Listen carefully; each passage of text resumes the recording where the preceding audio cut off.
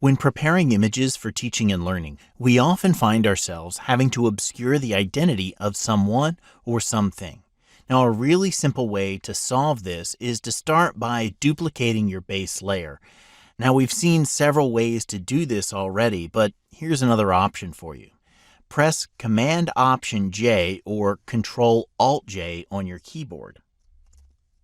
This will jump that image to a new layer and automatically open up the new layer window where you can rename the layer at the same time. I'll call this layer Blur, and then click OK to create the layer and automatically select it.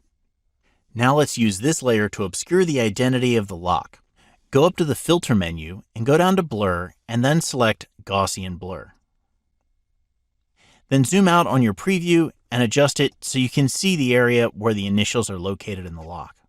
Now adjust the radius setting until you can no longer read the letters.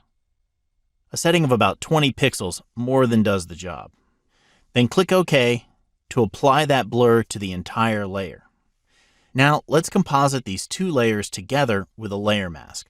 And thus far, every time we've added a layer mask, we've done it by simply clicking on the Add New Layer Mask icon to create a new layer mask that's automatically filled with white, thus revealing all of the contents of the currently selected layer on our image. We've then painted in the area that we want to mask out using black. But for this image, that would be a lot of extra work since we only want to reveal this small section of this top layer, and we want to obscure all of the rest of the layer.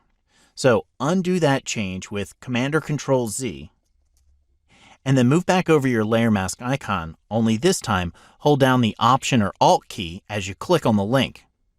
This time, your mask is created and it's automatically filled with black instead of white.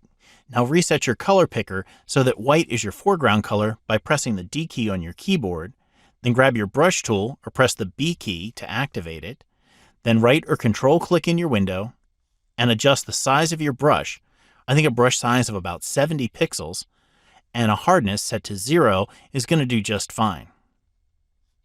Now with your layer mask selected, brush white inside of the oval to reveal the blurred layer and obscure the identity of the lock.